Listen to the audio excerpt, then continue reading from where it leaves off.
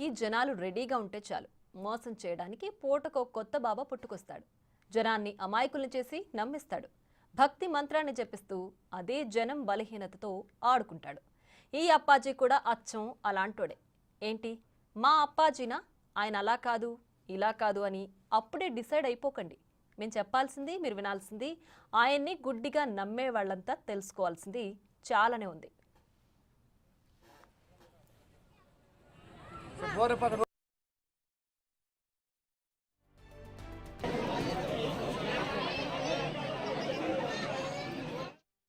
Mallikarjuna Mutya alias Appaji జనాన్ని ముంచడానికి పుట్టుకొచ్చిన బురిడి బాబా ఇతడు. దేవుడినంటూ జనాన్ని నమ్మిస్తున్నాడు. ఈ బురిడి బాబా దర్శనం కోసం జనం కూడా అదే స్థాయిలో ఎగబడుతున్నారు. పేరు ఫోన్ నెంబర్ చెబుతూ జనాన్ని ఆకర్షిస్తున్నాడు. అంతే, తెలంగాణ నుంచి ప్రతిరోజు తండోపతండాలుగా వెళ్లిపోతున్నారు జనం. ఈ మధ్య కొత్తగా పొలిటికల్ లీడర్ల దగ్గరికి తానే వస్తూ మరింత క్రేజ్ పెంచుకుంటున్నాడు మల్లికార్జున ముత్య. అంతేకాదు, తనను చూసేందుకు కర్ణాటకలోని యాద్గిర్ జిల్లాలో ఉన్న తన ఆశ్రమానికి వచ్చిన భక్తులను కూడా పొట్టు పొట్టు కొడుతున్నాడు.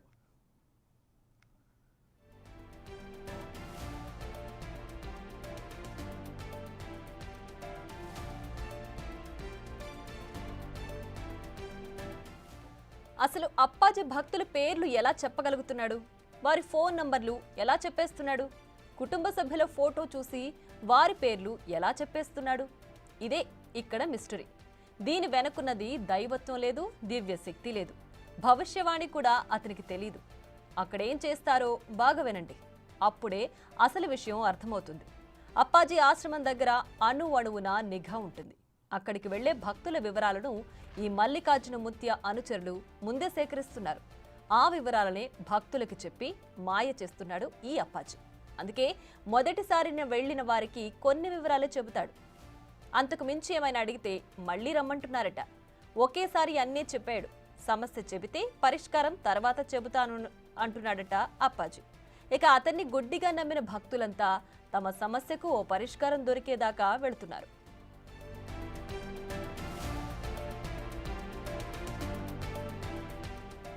మల్లికార్జున ముత్య గుట్టు తేల్చడానికి కర్ణాటకలోని యాద్గిర్ జిల్లాకు వెళ్లింది బిగ్ టీవీ టీం. అక్కడ అతనికి సంబంధించిన వీడియోలు తీస్తున్నారని అప్పాజీ అనుచరులు బిగ్ టీవీ ప్రతినిధుల్ని నిర్బంధించారు. ఫోన్లలో తీసిన వీడియోలను కూడా డిలీట్ చేశారు.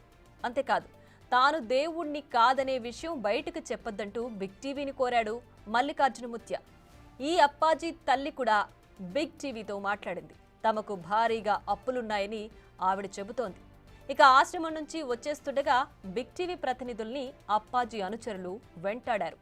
ఫోన్లు చేస్తూ వెనక్కి రండి, ఇంటర్వ్యూ ఇప్పిస్తామన్నారు.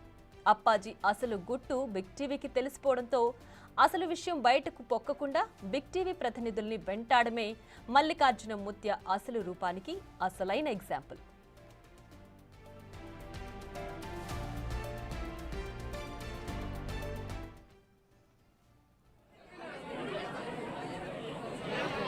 హలో హలో చెప్పండి.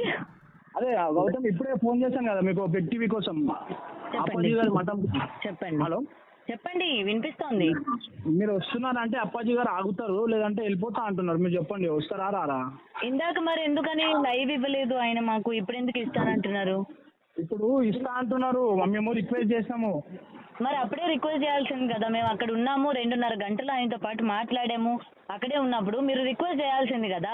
అంత దూరం నుంచి వాళ్ళు వచ్చారు, రండి మాట్లాడండి అని చెప్పి. మరి మీకు ఇప్పుడు మాట్లాడుతా అంటున్నారు, ఇష్టం వస్తే మీరు రండి, లేదంటే ఇష్టపెట్టాను. దాంట్లో ఏం మేము చెప్పినాం కాబట్టి. సరే, జూమ్ కాల్ తీసుకుంటామండి మేము, మీకు ఓకేనా? జూమ్ కాల్ కాదు, మీరు ఎక్కడ ఉన్నారు మేడం ఇప్పుడు? దేనికండి? రండి మేడం మఠంకి ఒకసారి. అదే దేనికి రావాలి చెప్పండి, మేము వస్తాం. హలో. 23 ఏళ్ల కుర్రాడు భక్తుల్ని కొడతాడు, అరుస్తాడు, క్రికెట్ ఆడతాడు, కార్లలో తిరుగుతాడు, ర్యాష్ డ్రైవింగ్ చేస్తాడు, వింతగా ప్రవర్తిస్తాడు. ఓ పద్ధతి పాడు అంటూ ఏముండదు. ఏ క్షణానికి ఎలా ప్రవర్తిస్తాడో అతనికే తెలియదు. అలాంటి కుర్రాడికి అతీతమైన శక్తులున్నాయని జనం తండోపతండాలుగా తరలివస్తున్నారు. ఇక్కడికి వచ్చే వాళ్లలో ఎక్కువ మంది తెలంగాణ, ఏపీ నుంచే ఉన్నారు. విచిత్రమైన విషయం ఏంటంటే కర్ణాటకలో ఉన్న వాళ్ళెవ్వరూ అప్పాజీ దగ్గరకు పెద్ద సంఖ్యలో వెళ్లడం లేదు. స్థానికంగా ఉండేవాళ్లైతే అప్పాజీ ఆశ్రమం వైపు కన్నెత్తి కూడా చూడడం లేదు. తమకు సంబంధం లేదన్నట్లే ఉంటున్నారు. మరి కర్ణాటక వాళ్లే ఎందుకు? కర్ణాటక వాళ్లకే లేంది మనకెందుకు? వాళ్ళ దగ్గరున్న అప్పాజీని వాళ్లే నమ్మనప్పుడు మనం 100 కిలోమీటర్లు వెళ్లి పొర్లు దండాలు పెట్టడం దేనికి అనే వాదనలు కూడా ఇప్పుడు చర్చకొస్తున్నాయి. నమ్ముతావా? నమ్ముతావు. ఎందుకు నమ్ముతున్నావు? అది సత్యం కాదు చెప్తున్నానా, నమ్ముతావు. చెప్తున్నారు సత్యం. నీకు చెప్పారా? నాకు లేదు. నాకు ఇంతే వేస్తున్నారా తమిళనాడులో మహారాష్ట్రలో ఉనికి చెప్పన్నారు. నాకు లేదు. నువ్వు వెళ్ళావా? వెళ్ళే ఒకసారి 2 నాకు 1 ఇయర్ బిగ్ ఉంది వస్తాసి. నువ్వు అసలు ఎప్పుడు కలిసావా అతన్ని? అప్పాజీని కలిసావా? కలిసావు. ఏం చెప్పారు నీకు? नावें చెప్పలా? ना क्या बोलते हैं मुझे, मैं पूछने नहीं गया उसके पास, वो कभी नहीं गया. मेरे फ्रेंड्स के वास्ते गए, छुपाए मिले होता करे. ఓకే. मेरे సో వాళ్ళకి అన్ని నిజాలు చెప్పారా మీ చెప్పారు. ఫ్రెండ్స్కి? చెప్తారు. మనీ తీసుకుంటారా? మనీ లేదు. లేదు. మీరు ఇచ్చినా తీసుకోరా? లేదు. ఓకే. సో మీరు నమ్ముతారా అతన్ని? నమ్ముతారు. దేవుడని నమ్ముతున్నాం. దేవుడు అని నమ్ముతున్నారు. మరి శివుడు, పార్వతి, ఇప్పుడు కలియుగంలో ఉన్న ఆంజనేయ స్వామి వీళ్ళందరూ ఏం మరి వీళ్ళు దేవుళ్ళు కదా? దేవుడు వాళ్ళ కూడా నమ్ముతున్నాం, వీళ్ళ కూడా నమ్ముతున్నాం. వాళ్ళకన్నా ఎక్కువ నమ్ముతున్నారు కదా మరి మీరు అప్పాజీని. అట్లానే కాదు, శివుడు పార్వతి ఇచ్చినంత వరము తీసుకుని మాకి ఆయన ఒక నీడ నిలిచి ఉండే ఇక్కడ, దానికి నమ్ముతున్నాం. ఓకే. మీకు ఆయన ఏం చెప్పారు? మీరు అంతగా నమ్మాల్సిన పరిస్థితి ఎందుకు వచ్చింది? ఏం చెప్పారు? మీరు ఏమైనా ప్రాబ్లం చెప్పుకున్నారా? ఆయన ఏమైనా సొల్యూషన్ చెప్పారా? ఆయన మేము చెప్పుకున్నాక అన్ని చల్లగా అంతా ఇక్కడ ఆయన నీడ ఏడాడు ఉందంటే ఆడ చల్లగా ఉంది, దానికి నమ్ముతున్నాం మేము. ఓకే. ఏం చెప్పారు మీకు అసలు? మన ఇంట్లో అది ఏమైనా ఉంటే ఇట్లా ఉంది, ఇట్లా లేదు, మంచిగా అవుతుంది అని చెప్పిండు. మేము కూడా ఆయన చెప్పినట్లా నడుచుకున్నాం, మంచిగా నడుచుకుని పోతున్నాం. ఓకే. उनको उतना मालूम नहीं, हमारे को भी ज़्यादा मैं सुना हूँ इतना। आप कभी नहीं गए उधर? नहीं गया उधर, नहीं गया। इधर ही ये एरिया के छे ना? हाँ ये एरिया के। आप इधर लोकल की छे ना? लोकल है, यही पर है, 1 किलोमीटर के गांव में। हाँ। आप कभी भी नहीं गए उधर? नहीं, हमारा फ्रेंड है, वो जाता लेकिन कुछ पूछा नहीं उससे। हाँ, हाँ। तो आपका क्लासमेट है? क्लासमेट है। ओके। कितने साल तक पढ़े आप? यहाँ पर 10वीं तक। हाँ। बहुत लोग आते हैं, तेलंगाना वाले बहुत आते हैं। हाँ, तेलंगाना आंध्र वाले बहुत आते हैं। कन्नड़ वाले इधर लोकल वाले कोई इधर लोकल ज़्यादा जने नहीं जाते? आपको पता ही ना, लोकल के आदमी को उसका पता नहीं रहता। हाँ हाँ, पूरा बाहर वाले ही छा रहे। इधर के तेलंगाना आंध्र बहुत से स्टेट के लोग आते हैं इधर, बहुत से परफॉर्म कर रहा है, सेवा करता है जनता की। मतलब जन के पीछे कर रहे हो, जन के वास्ते कर रहे, इसलिए जन आ रहे, उसी वजह से अच्छे काम हो रहे।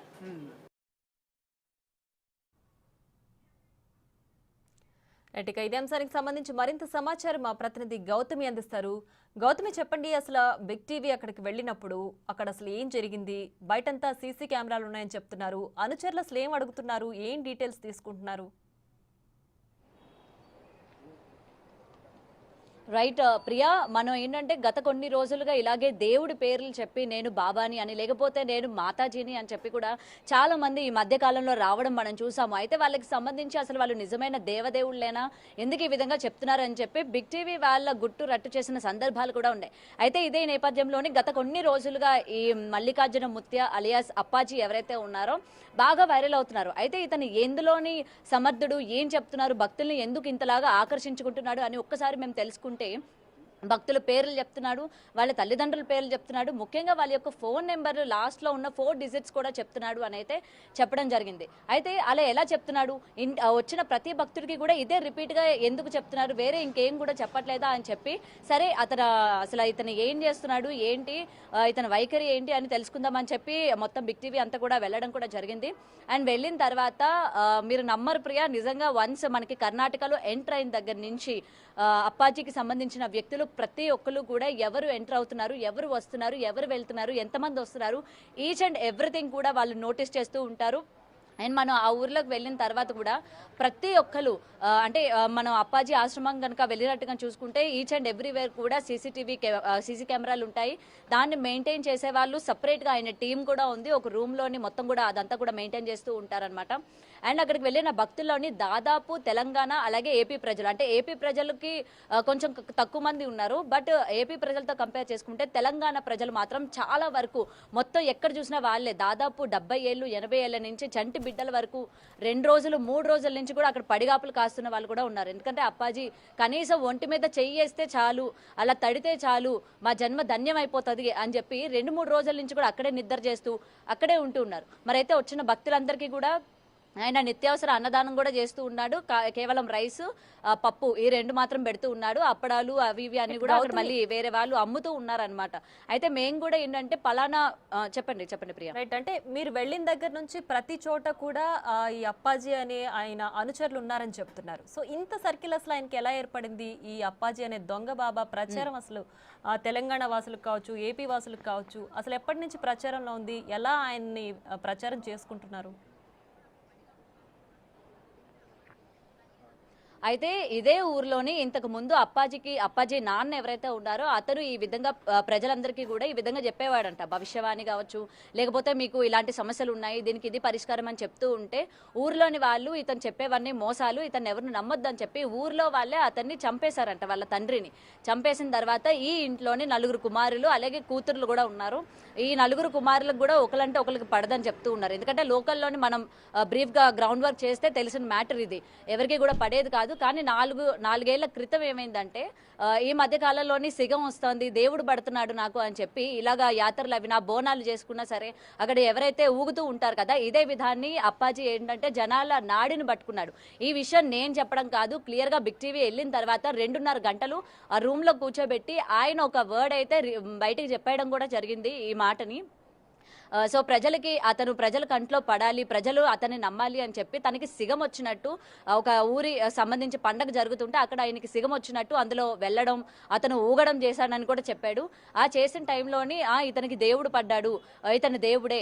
అండ్ ఆ టైంలోని ఊరి ప్రజలకి సంబంధించి కొన్ని సమస్యలు ఉన్నాయి, కొంతమందికి సమస్యలు ఉన్నాయని చెప్పిన తర్వాత అక్కడున్న వాళ్ళందరూ కూడా నమ్మడం జరిగిందనమాట. అయితే ఇంకొంతమంది ఇతనిలోని వీళ్ళ నాన్నగారే పూనారు, సో ఇక ఇతను మనకి సమస్యలు తీరుస్తాడు, అన్ని కూడా చెప్తాడు అని చెప్పి నమ్మడం జరిగింది. రైట్ గౌతమి, అయితే ఇతను అప్పాజీ అని ఎప్పటి నుంచి తాను చెప్పుకుంటున్నాడు, లేదంటే తను బాబాజీ అవతారం ఎత్తింది ఎప్పటి నుంచి ప్రచారంలో ఉంది? రైట్ ప్రియా, 4 ఏళ్ల క్రితం నుంచి కూడా ఉంది. అంటే సోషల్ మీడియా అంతలాగా అతని పైన ఫోకస్ చేయకపోవడం వల్ల ఇతనైతే బయటికి రాలేదు. మరి ఇప్పుడు ఎందుకు బయటకు వచ్చాడు అని అంటే అతనికి సంబంధించిన కొంత టీం అటు ఇన్స్టాగ్రామ్ కావచ్చు, ఫేస్బుక్ కావచ్చు, యూట్యూబ్ ఛానల్స్ కావచ్చు, నిత్యం అతను చేసేవి, అతని దగ్గరికి భక్తులు వచ్చేవి, అతను క్రికెట్ ఆడేవి, ప్రతిది కూడా అతని టీంలోనే ఒకరు వర్క్ చేస్తూ ఉన్నారనమాట. నిజానికి అప్పాజీ చెప్తూ ఉన్నాడు, నేను 23 ఏళ్ళు, సో నాకేంటంటే నేను ఏ చదువుకోలేదు, నాకు ఎటువంటి అవగాహన కూడా లేదు అని చెప్తున్నప్పటికీ తన చుట్టూ ఉన్న వాళ్ళు అవగాహన ఉన్న వాళ్ళే, అంటే ముఖ్యంగా సోషల్ మీడియా మీద అవగాహన ఉన్న వాళ్ళే ప్రతిది కూడా నోట్ చేసి జనాల్లోకి వెళ్ళాలి, ఫేమ్ అవ్వాలి. అండ్ దట్టు మెయిన్గా అతనికి కొంత పొలిటికల్ సపోర్ట్ కూడా ఉంది. అక్కడ లోకల్లో ఉన్న వాళ్ళు ఉన్నారు, అండ్ ఇక్కడ తెలంగాణ నుంచి కూడా కొంతమంది ఆయనకి సపోర్ట్ చేస్తూ ఉన్నారు. ఇది అంతా కూడా చూసుకొని అతను ఈ విధంగా మొత్తం కూడా ఆయన ఈ విధంగా ఇన్స్టాగ్రామ్ ఇవన్నీ కూడా యూజ్ చేసుకొని వైరల్ అవ్వడం కూడా జరిగింది. సో అప్పటి నుంచి ప్రజల్లోకి అసలు అప్పాజీ అంటే ఎవరు, ఈ విధంగా అన్ని చెప్పేస్తున్నారు. మౌత్ పబ్లిసిటీ ఏదైతే జనాల్లోకి ఈజీగా వెళ్తుందో ఈ మౌత్ పబ్లిసిటీ అనేది బాగా ఉపయోగించుకున్నాడు అనేది ఇక్కడ క్లియర్గా కనిపిస్తుంది ప్రియా. సో ఈ నేపథ్యంలోనే అతను వైరల్ అవ్వడం కూడా జరిగింది. అతనికి సంబంధించి ఫేస్బుక్కి అంటే సోషల్ మీడియాలోని ఎక్కువగా యాక్టివ్గా ఉండే వాళ్ళు కొంతమంది అతని కింద పనిచేస్తున్నారు ప్రియా. రైట్ గౌతమ్.